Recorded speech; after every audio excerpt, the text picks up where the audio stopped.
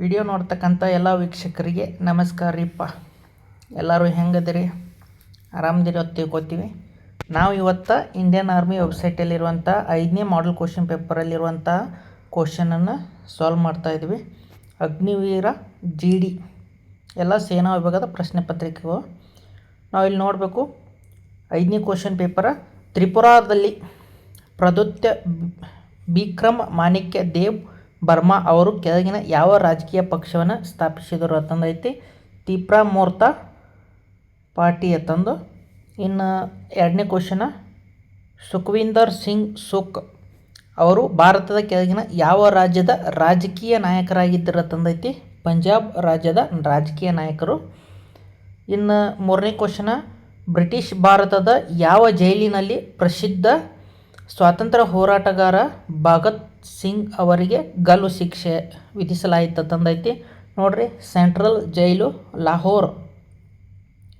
ಲಾಹೋರ್ದಲ್ಲಿ ಇರುವಂಥ ಸೆಂಟ್ರಲ್ ಜೈಲಲ್ಲಿ ನಮ್ಮ ಭಗತ್ ಸಿಂಗ್ ಅವರಿಗೆ ಗಲ್ಲು ಶಿಕ್ಷೆನ ನೀಡ್ತಾರೆ. ಇನ್ನು ಅದೇ ರೀತಿಯಾಗಿ 4ನೇ ಕ್ವಶನ, ಭಾರತೀಯ ವಾಯುಪಡೆಯ ತರಬೇತಿ ಕೇಂದ್ರ ದುಂಡಿಗಲ್ ಭಾರತದ ಯಾವ ರಾಜ್ಯದಲ್ಲಿ ಅಂತಂದೈತಿ. ತೆಲಂಗಾಣದಾಗ ದುಂಡಿಗಲ್ ಅನ್ನುವ ಪ್ರದೇಶದಾಗ ನೋಡ್ರಿ ಭಾರತೀಯ ವಾಯುಪಡೆಯ ತರಬೇತಿ ಕೇಂದ್ರ ಐತಿ. ಇನ್ನು ಅದೇ ರೀತಿಯಾಗಿ 5ನೇದ, ನಾಗಾಲ್ಯಾಂಡ್ ರಾಜ್ಯವನ್ನು ಭಾರತೀಯ ಒಕ್ಕೂಟದ 16ನೇ ರಾಜ್ಯವಾಗಿ ಔಪಚಾರಿಕವಾಗಿ ಯಾವಾಗ ಸೇರಿಸಲಾಗಿದೆ ಅಂತಂದೈತಿ. ನೋಡ್ರಿ, ನಾಗಾಲ್ಯಾಂಡನ್ನು ಡಿಸೆಂಬರ್ 1, 1963ರಲ್ಲಿ ಭಾರತಕ್ಕೆ ರಾಜ್ಯವನ್ನಾಗಿ ಸ್ವೀಕಾರ ಮಾಡ್ತಾರೆ. 6ನೇ ಕ್ವಶನ, ಬಾದಾಮಿ ಗುಹಾ ದೇವಾಲಯ ಇದು ಹಿಂದೂ ಮತ್ತು ಜೈನ ಗುಹಾ ದೇವಾಲಯಗಳಾದ ಸಂಕೀರ್ಣವಾಗಿ ಭಾರತದ ಯಾವ ರಾಜ್ಯದಲ್ಲಿದೆ ಅಂತಂದೈತಿ. ನೋಡ್ಬೇಕು ನಾವು ಇವಾಗ. ನೋಡ್ರಿ, ಕರ್ನಾಟಕದಾಗ ಬಾದಾಮಿ ಐತಿ. ಬಾದಾಮಿ, ಪಟ್ಟದಕಲ್ಲು ಎಲ್ಲ ಕರ್ನಾಟಕದಾಗ ಅದಾವ. ಇನ್ನು 7ನೇ ಕ್ವಶನ, ಕುಂಭಲ್ಗಢ್ ಕೋಟೆ ಭಾರತದ ಯಾವ ರಾಜ್ಯದಲ್ಲಿದೆ ಅಂತಂದೈತಿ. ರಾಜಸ್ಥಾನದಾಗ ಐತಿ ಕುಂಭಲ್ಗಢ್ ಕೋಟೆ. ಇನ್ನು ಬುದ್ಧ ಜಯಂತಿ ಅಥವಾ ವೆಸಕ್ ಇದು ಬೌದ್ಧರ ಪ್ರಮುಖ ಹಬ್ಬವಾಗಿದೆ. ಇದನ್ನು 2023ರ ಯಾವ ತಿಂಗಳಿನಲ್ಲಿ ಆಚರಿಸಲಾಗ್ತದೆ ಅಂತಂದೈತಿ. ಮೇ ತಿಂಗಳಿನಲ್ಲಿ ಆಚರಣೆ ಮಾಡ್ತಾರೆ. ಇನ್ನು ಅದೇ ರೀತಿಯಾಗಿ ಒಡಿಶಾ ರಾಜ್ಯದ ಭಿತರ್ಕನಿಕಾ ರಾಷ್ಟ್ರೀಯ ಉದ್ಯಾನವನ ಡ್ಯಾಶ್ರ ನೆಲೆ ಎಂದು ಕರೆಯಲಾಗ್ತದೆ. ನೋಡ್ರಿ, ಉಪ್ಪು ನೀರಿನ ಮೊಸಳೆ ಅಂತಂದು ಕರೀತಾರೆ.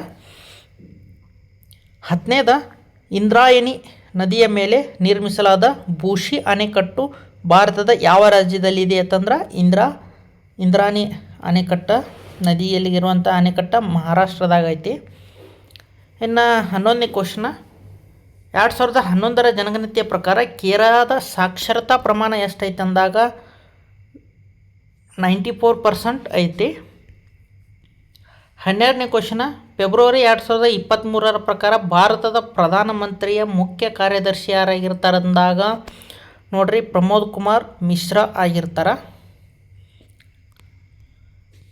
13ನೇ ಕ್ವಶನ, ಸರ್ವೋಚ್ಚ ನ್ಯಾಯಾಲಯದ ಕೆಳಗಿನ ನ್ಯಾಯಾಧೀಶರಲ್ಲಿ ಯಾರು ಹಿಮಾಚಲ್ ಪ್ರದೇಶದ ಮಾಜಿ ಮಹಾ ಅಭಿಷೇಕರಾಗಿದ್ದಾರೆ ತಂದೈತಿ. ನ್ಯಾಯಮೂರ್ತಿ ಸಂಜಯ್ ಕರೋಲ್ ಮುಖ್ಯ ನ್ಯಾಯಮೂರ್ತಿಯಾಗಿರ್ತಾರೆ. 14ನೇ ಕ್ವಶನ, ಕೆಳಗಿನ ಯಾವ ಕ್ರೀಡಾ ವ್ಯಕ್ತಿಗೆ 2022ರ ಧ್ಯಾನ್ಚಂದ್ ಲೈಫ್ ಅಚೀವ್ಮೆಂಟ್ ಪ್ರಶಸ್ತಿಯನ್ನು ನೋಡ್ರಿ, ಧ್ಯಾನ್ಚಂದ್ ಲೈಫ್ ಅಚೀವ್ಮೆಂಟ್ ಪ್ರಶಸ್ತಿಯನ್ನು ಯಾವ ಕ್ರೀಡಾ ವ್ಯಕ್ತಿ ಕೊಡ್ತಾರೆ ಅಂದರೆ 2022ರಾಗ ದಿನೇಶ್ ಚವಾರ್ಲಾಡ್ ಅಂತಂದು. ಇನ್ನು 15ನೇ ಕ್ವಶನ, ಕ್ರೀಡಾ ವ್ಯಕ್ತಿತ್ವ ಬಿ ಸಾಯಿ ಪ್ರಣೀತ್ ಅವರು ಕೆಳಗಿನ ಯಾವ ಕ್ರೀಡೆಗೆ ಸಂಬಂಧಿಸಿದಾರೆ ಅಂತಂದೈತಿ. ಬ್ಯಾಡ್ಮಿಂಟನ್, ಸಾಯಿ ಪ್ರಣೀತ್.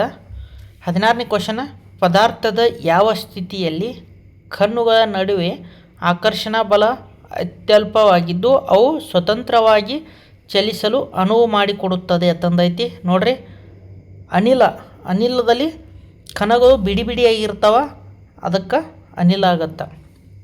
17ನೇದು, ಮಾಧ್ಯಮದ ಅಣುಗಳನ್ನು ಒಳಗೊಳ್ಳದೆ ಒಂದು ವಸ್ತುವಿನಿಂದ ಇನ್ನೊಂದು ವಸ್ತುವಿಗೆ ಶಾಖವನ್ನು ವರ್ಗಾಯಿಸುವ ಪ್ರಕ್ರಿಯೆಗೆ ಡ್ಯಾಶ್ ಎಂದು ಕರೆಯುತ್ತಾರೆ. ಮಾಧ್ಯಮದ ಅಣುಗಳನ್ನು ಅದೇ ಒಂದು ವಸ್ತುವಿನಿಂದ ಇನ್ನೊಂದು ವಸ್ತುವಿಗೆ ಶಾಖವನ್ನು ವರ್ಗಾಯಿಸುವುದನ್ನು ವಿಕಿರಣ ಅಂತಂದು ಕರೀತಾರೆ.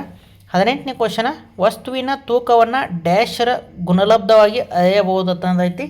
ದ್ರವ್ಯರಾಶಿ ಮತ್ತು ವೇಗೋತ್ಕರ್ಷದ ಗುಣಲಬ್ಧ ಅಂತಂದು ಕರೀತಾರೆ. ಇನ್ನು 19ನೇ ಕ್ವಶನ, ಕೆಳಗಿನ ಯಾವ ಸಂಗೀತ ವಾದ್ಯದಲ್ಲಿ ಗಾಳಿಯ ಕಂಬದ ಕಂಪನದಿಂದ ಧ್ವನಿ ಉತ್ಪತ್ತಿಯಾಗುತ್ತದೆ ಅಂತಂದೈತಿ. ನೋಡ್ರಿ, ಕೊಳಲುದಿಂದ ಧ್ವನಿ ಉತ್ಪತ್ತಿ ಆಗುತ್ತದೆ. ಸಿತಾರ, ಗಿಟಾರ, ವೀಣಾ ಅವು ಆಗಲ್ಲ. 20ನೇ ಕ್ವಶನ್ನ ಪ್ರಿಂಟ್ ಆಗಿಲ್ಲ. 21ನೇ ಕ್ವಶನ ನೋಡ್ರಿ, ಸಂಚಾರ ದೀಪಗಳಲ್ಲಿ LED-ಗಳನ್ನು ಬೆಳಕಿಗಾಗಿ ಹೆಚ್ಚಾಗಿ ಬಳಸಲಾಗುತ್ತಿದೆ.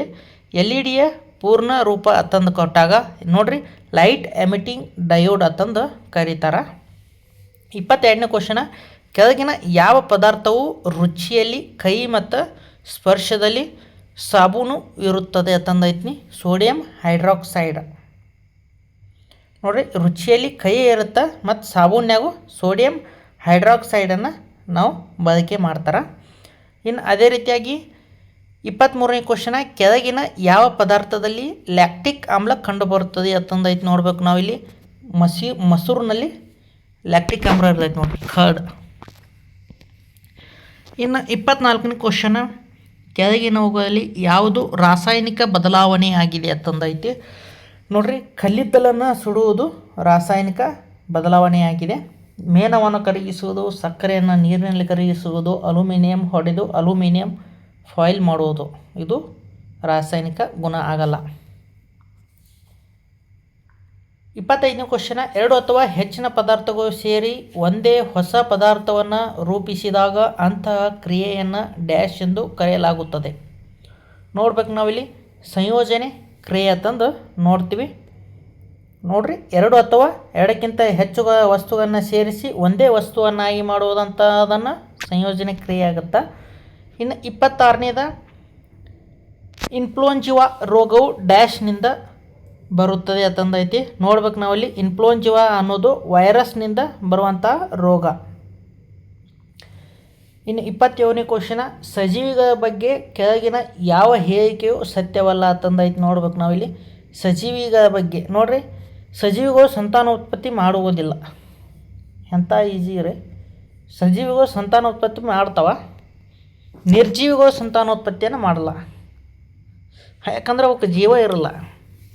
ಇನ್ನು 28ನೇ ಕ್ವಶನ, ಮಾನವನ ದೇಹಕ್ಕೆ ಕಡಿಮೆ ಪ್ರಮಾಣದಲ್ಲಿ ಅಗತ್ಯ ಇರುವುದರಿಂದ ಕೆಳಗಿನವುಗಳಲ್ಲಿ ಯಾವುದು ಸೂಕ್ಷ್ಮ ಪೋಷಕಾಂಶ ಎಂದು ಕರೆಯಲಾಗುತ್ತದೆ ಅಂತಂದೈತಿ. ಜೀವಸತ್ವಗಳು ಸೂಕ್ಷ್ಮ ಪೋಷಕಾಂಶಗಳು ಅಂತಂದು ಕರೀತಾರೆ.